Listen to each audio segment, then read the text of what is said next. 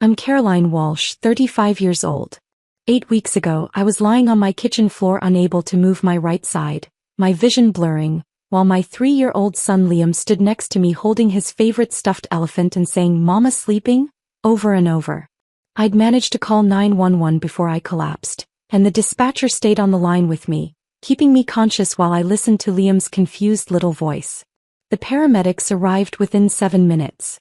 As they were loading me into the ambulance, one of them asked about Liam.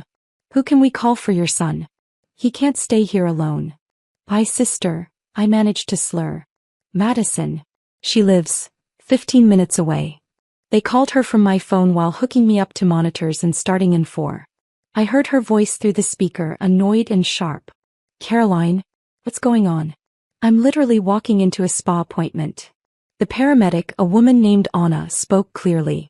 "Ma'am, this is Pasadena Fire Department Paramedic Services. Your sister is having a stroke. We're transporting her to Huntington Hospital immediately. She has a 3-year-old son here who needs care. Can you come get him?" There was a pause. Then Madison's voice, cold and dismissive. "A stroke? She's 35. She's probably just having a panic attack or something. She's always been dramatic." "Ma'am, this is a confirmed stroke. Left side facial drooping, right side paralysis, slurred speech. This is life-threatening. Your nephew needs someone now." "Look, I can't. Liam is autistic. He's too much work. I have plans. This isn't my problem. Caroline should have better emergency plans. Call her ex-husband or a babysitter or something." Anna's face went hard. "Ma'am, your sister may be dying." Then she should have thought about that before having a special needs kid she can't manage. "I'm not equipped to handle him. Figure something else out." The line went dead. I was crying, tears running sideways down my face. Anna looked at me with fury and compassion mixed together. "Do you have anyone else?" I shook my head. My ex-husband Derek had abandoned us when Liam was diagnosed at 18 months. Moved to Colorado, sent minimal child support, and saw Liam maybe twice a year. My father lived in Arizona, 4 hours away. I had no one. "Okay," Anna said firmly.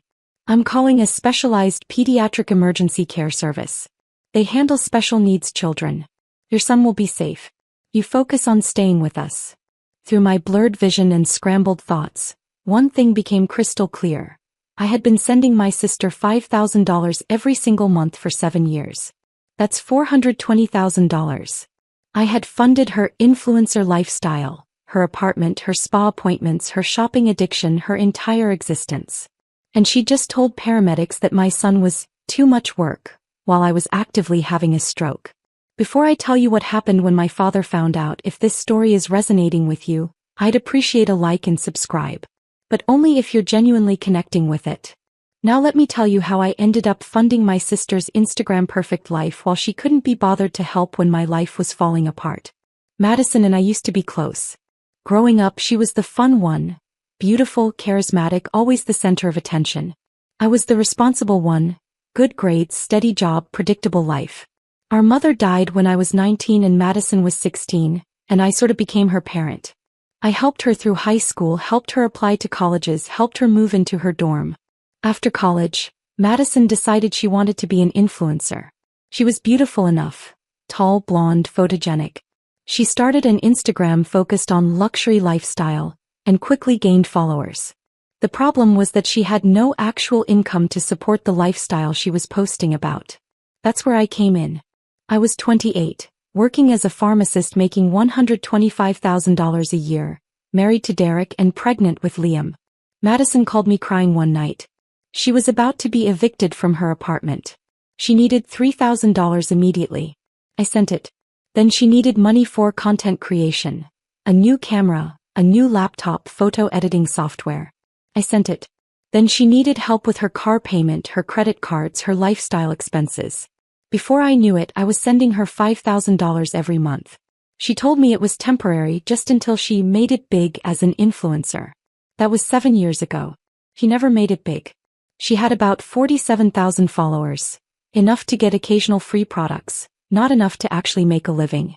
But she kept up the appearance of luxury. Designer clothes that I paid for. Fancy restaurants that I paid for. A 1-bedroom apartment in West Hollywood that I paid for. A leased BMW that I paid for. Her entire life was a performance funded by me while she posted things like, blessed and grateful for this abundant life sparkles #self-made #bossbabe #living my truth.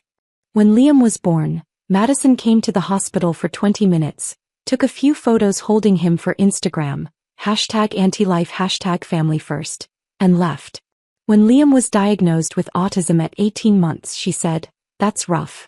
Let me know if you need anything," and then never asked about him again. When Derek left us because he couldn't handle raising a disabled kid, Madison's response was a text, "Men are trash. You're better off without him. Want to get drinks this weekend?" I never got drinks with her.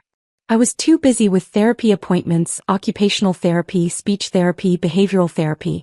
Liam had intensive needs, he was nonverbal, had sensory processing issues, and needed constant supervision. I was a single mother working full-time and managing 15 therapy appointments per week. Madison visited maybe 4 times in 3 years.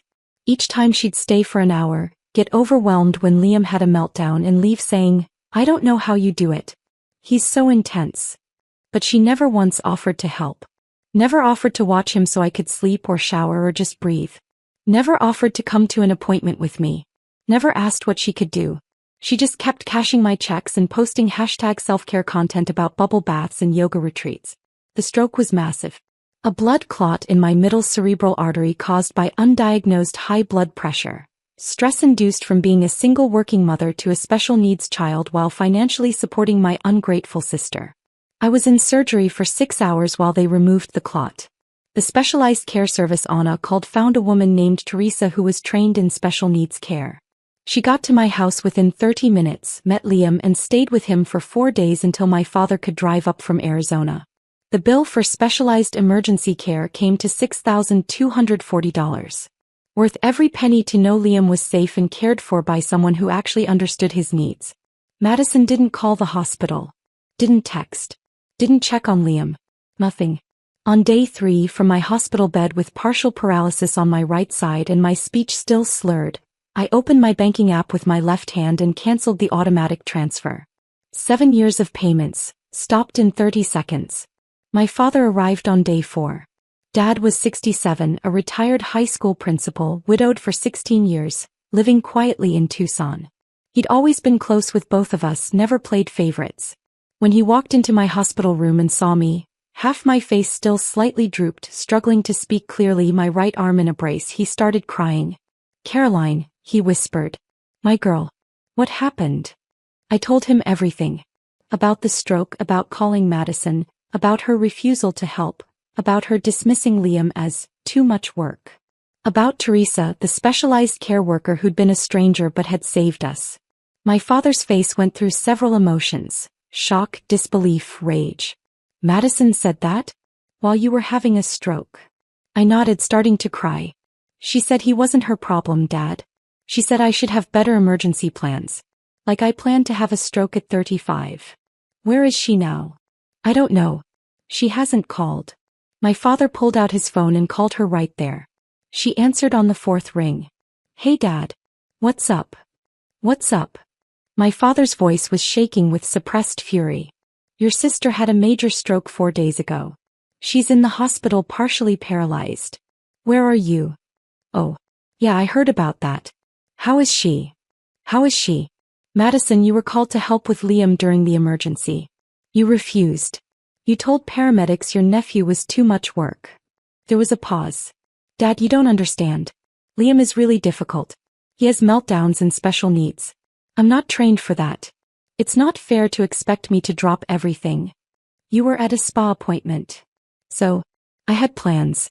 Caroline should have backup childcare arranged. This isn't on me." I watched my father's face turn red.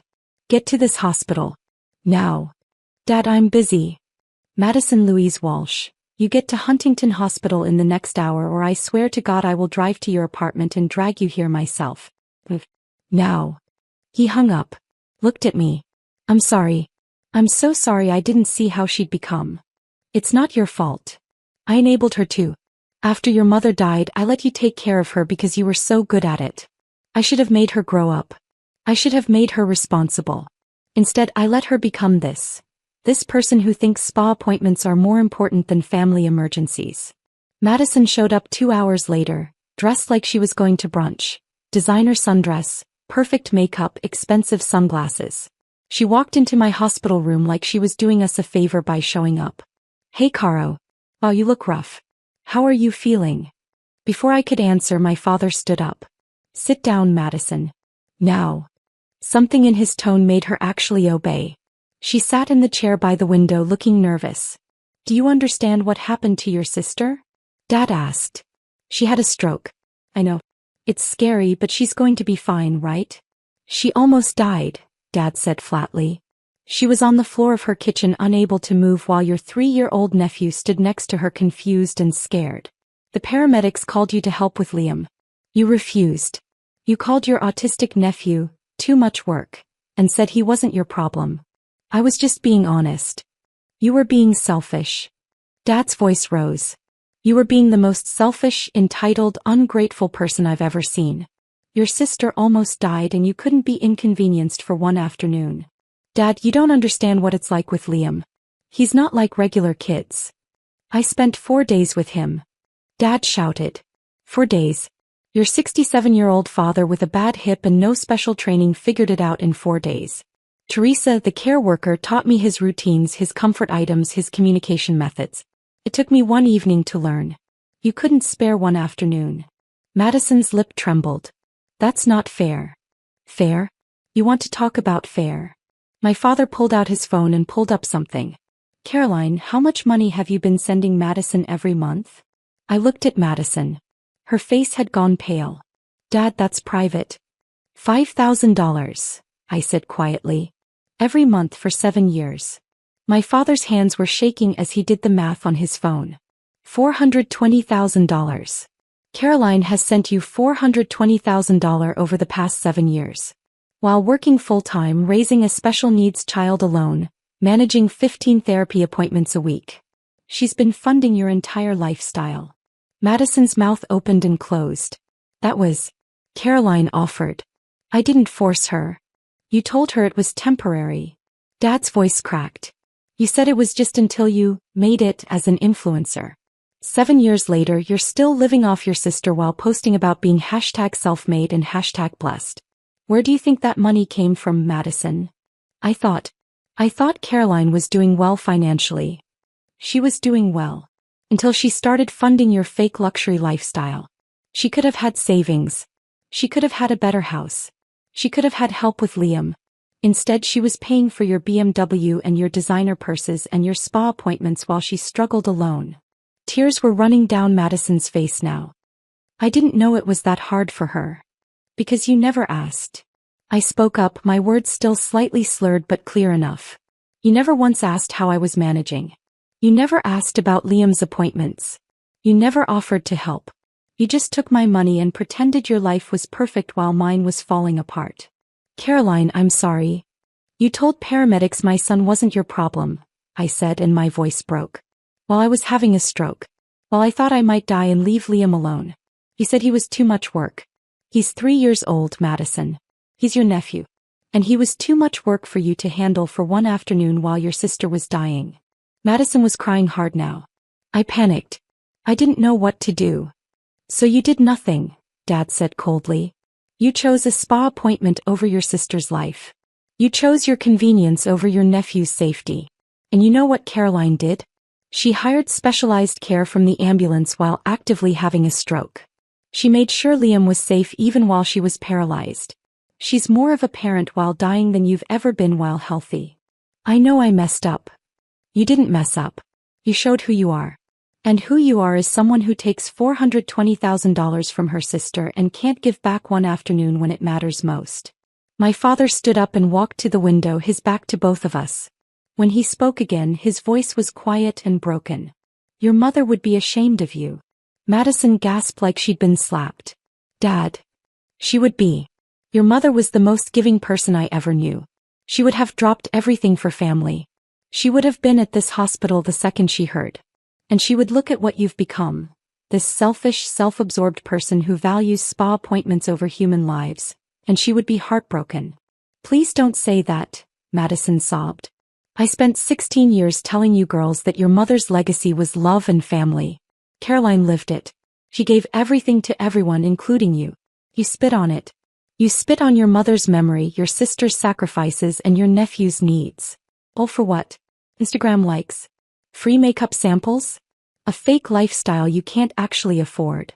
The room was silent except for Madison's crying. The money is stopped, I said quietly. I canceled the transfers. You're on your own now. Madison's head snapped up. What? Caroline, you can't. I can. I did. I almost died, Madison. I'm facing months of physical therapy. I don't know if I'll fully recover. I have a son who needs me and medical bills and therapy costs, and I can't do this anymore. I can't fund your life when you couldn't even help with mine. But my apartment, my car, my... Figure it out, Dad said harshly. Get a real job. Live within your means. Grow up. You're 32 years old and you've never actually supported yourself. It's time. Dad, please. No. I'm done too. I've been sending you $800 a month for emergencies that never seem to end. That stops today. You want to live your luxury lifestyle? Earn it yourself. Actually be the hashtag self-made person you pretend to be online. Madison looked between us, panicked. You're both cutting me off? How am I supposed to live? The way everyone else does, I said. You work. You budget. You live below your means until you can afford better. You stop pretending and start being real. But I'll lose everything. My apartment, my car. Good, Dad said. Maybe losing everything will teach you what actually matters. Because clearly having everything handed to you taught you nothing. Madison left the hospital that night. She didn't say goodbye to me. Didn't ask about my recovery. Didn't ask about Liam. She just left. Over the next week my phone blew up. 6-7 calls the first day. 82 the second day. 93 the third day. Texts, voicemails, emails. All from Madison.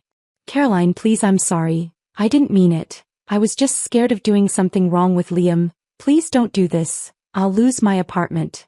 The BMW is getting repossessed. Please, I'm begging you. I didn't respond. I was in physical therapy 3 hours a day, relearning to use my right side, working on my speech, trying to regain function. I didn't have energy for Madison's crisis. Dad blocked her number too. She needs to figure this out herself, he told me. I'm not rescuing her anymore. I was in the hospital for 12 days total. When I was released, I went home to find my house transformed. My father had stayed with Liam and he'd gotten the house organized for my recovery. Grab bars in the bathroom. A wheelchair ramp at the door. Liam's schedule and therapy information all printed and posted. Teresa helped me, Dad explained. She's amazing. She gave me a crash course in Liam's needs and routines. She said you've been doing an incredible job with him. Liam ran to me, well, his version of running, which was more of an enthusiastic shuffle, and pressed his elephant into my lap. Mama home, he said clearly. 2 words. He'd never said 2 words together before. I started crying. Dad started crying. Even Teresa, who'd stopped by to check on us, was wiping her eyes. He missed you so much, Dad said. Every night he'd point to your room and say, Mama. I'd tell him you were getting better and coming home soon. And look at him, he said a 2-word phrase. Caroline, that's huge. It was huge. We'd been working on 2-word combinations for 6 months with no success. Trauma can sometimes trigger breakthroughs, Teresa said gently. He was scared, but he was also motivated. He wanted his mama. That motivation helped him find the words. I held Liam while he clutched his elephant and I realized something. This was my family. This little boy who needed me. This father who'd dropped everything to help. This kind stranger who'd cared for my son like he was her own. This was what family actually looked like. Not a sister who took money and gave nothing. Not an ex-husband who abandoned us. Not people who were there in name only. Real family shows up. Real family learns. Real family tries. 3 weeks after my stroke, I was doing outpatient physical therapy. My speech was almost back to normal. My right side was improving daily. I could walk without assistance, though I still got tired easily. Dad had stayed in California, renting a month-to-month apartment nearby so he could help with Liam. I should have been here all along, he kept saying. I should have known how hard this was for you. You're here now, I told him. That's what matters. One afternoon there was a knock on my door. I looked through the peephole and saw Madison standing there. She looked terrible. No makeup, hair in a messy ponytail, wearing jeans and a t-shirt instead of designer clothes. I almost didn't answer, but Dad was there and he nodded. Let her in. Let's hear what she has to say. I opened the door. Madison looked at me and started crying immediately. Caroline. God, you look so much better. I've been so worried. No, you haven't, I said flatly. You've been worried about your apartment and your car. Not about me. That's not true. I've been terrified. When Dad told me how serious the stroke was, how close you came to dying. She broke down sobbing. I can't stop thinking about it. I almost lost you. Liam almost lost you. And I wasn't there. I chose a spa appointment over being there when you needed me. Yeah. You did. I know sorry isn't enough. I know I can't undo what I did. But I need you to know, I'm getting help. I'm in therapy. I'm working on understanding why I became so selfish, why I couldn't see past my own life to see how much you were struggling. Okay, I said neutrally. I got a job. A real job. I'm managing social media for a small business. It pays $48,000 a year. I moved into a studio apartment in Glendale that I can actually afford. I returned the BMW and got a used Honda. I'm selling all the designer stuff I bought with your money. Good for you. I'm trying to be better. I'm trying to be the sister you deserved all along. The aunt Liam deserves. I know I can't make up for 7 years of taking advantage of you. I know I can't take back what I said about Liam. But I want to try. If you'll let me. I looked at my father. He shrugged. Your call, Caroline. I looked at Madison, really looked at her. She looked different. Smaller somehow. Humbled. Like she'd been broken down and was trying to rebuild into something better. You hurt me, I said quietly. Not just that day but for years. You took my money and gave me nothing.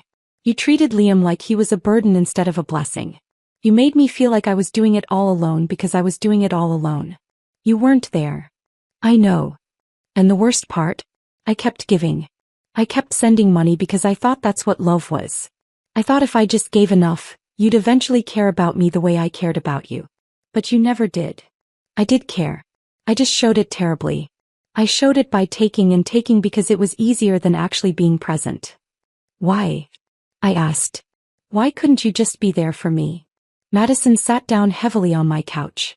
Because being there meant acknowledging how hard your life was. And if I acknowledged that, I'd have to acknowledge that I was part of what made it hard. I'd have to face that I was taking money you needed for Liam's therapies. That I was taking money you could have used to make your life easier. It was easier to pretend everything was fine, that you were doing great, that my taking wasn't hurting you. It was hurting me. Every month. Every time I had to choose between Liam's needs and sending you money, I chose you. Every time. I know. God, Caroline, I know. And I hate myself for it. Dad spoke up quietly. Hating yourself doesn't help, Caroline. Changed behavior helps, Caroline. You're right. Madison wiped her eyes. I want to help with Liam. Actually help. I want to learn his routines, his needs, his communication methods. I want to be an aunt he can count on. But I understand if you don't trust me. I understand if you never want to see me again. I looked at Liam, who was playing with his blocks across the room, completely oblivious to the adult drama. He deserved an aunt who loved him. He deserved family. Here's what's going to happen, I said slowly. You're going to come to one of Liam's therapy sessions with me. You're going to learn what autism actually means, what his needs are, how to support him.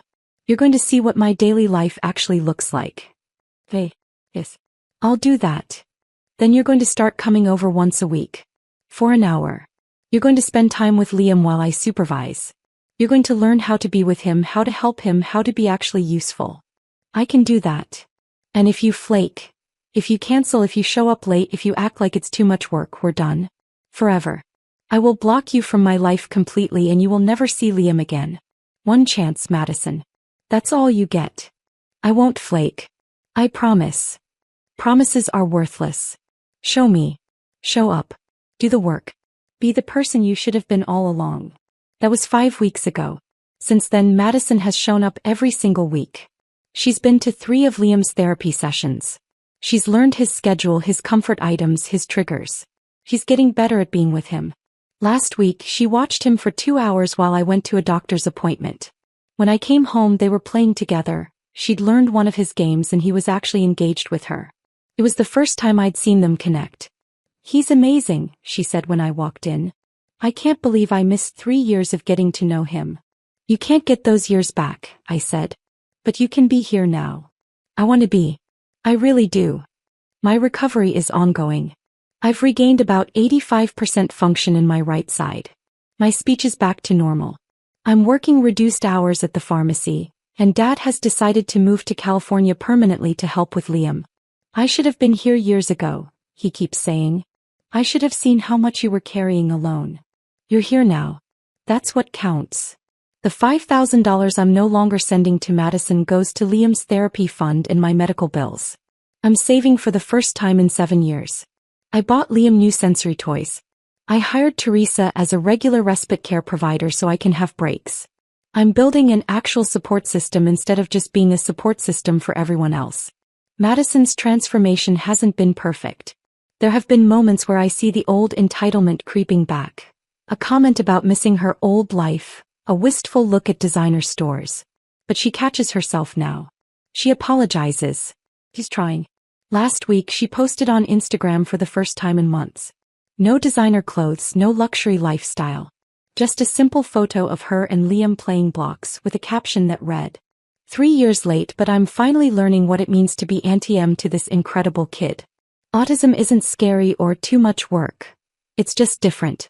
And different is beautiful. Thank you to my sister for giving me a chance I didn't deserve. #Autistic, #AntLife, #doing better. The post got about 200 likes. A fraction of what her luxury content used to get. But she seemed genuinely happy about it. "I have real followers now," she told me. "People who actually care about substance, not just superficial stuff." "Good," I said. "Real is better than fake." Always was. I just couldn't see it. Today, 10 weeks after my stroke, I'm sitting in my backyard watching Dad push Liam on the swing. Liam is laughing, his beautiful, pure laugh that comes out when he's truly happy. Madison is here too, helping Dad with snacks and drinks, learning how to be useful. It's not the family I thought I'd have. It's smaller. It's been broken and rebuilt. It's imperfect. But it's real. People show up. People try. People learn. My father pulled me aside yesterday and said something I'll never forget. "Your mother used to say that real family isn't about perfection. It's about showing up when it's hard." Madison finally learned that lesson. It cost her everything she thought mattered to learn it. But she learned. "Do you think she'll stick with it?" I asked. "I think she's scared enough of losing you again that she'll try. And trying is all we can ask." She's right. Madison will never get back those 7 years. She'll never erase what she said about Liam. She'll never undo the pain she caused. But she's here now. Bernie. Trying. Showing up. And maybe that's enough. Maybe that has to be enough. Here's what I've learned through all of this. You can give everything to people who give nothing back, but eventually your body will force you to stop.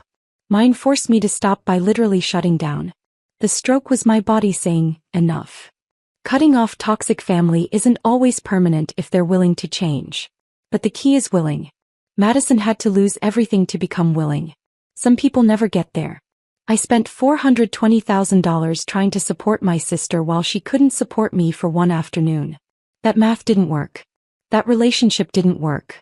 Now I spend that money on my son, my recovery, and my life. And Madison spends her time learning to be an actual family member instead of just a family name. It's a better equation. Drop a comment and let me know where you're watching from. And if you've been the person everyone takes from but no one shows up for, know this. It's not selfish to stop giving to people who only take. It's survival. Sometimes people need to lose you to learn your worth. Sometimes they learn. Sometimes they don't. Either way, you deserve people who show up when it's hard, not just when it's convenient. My sister finally learned that lesson. It almost cost her everything. But she learned.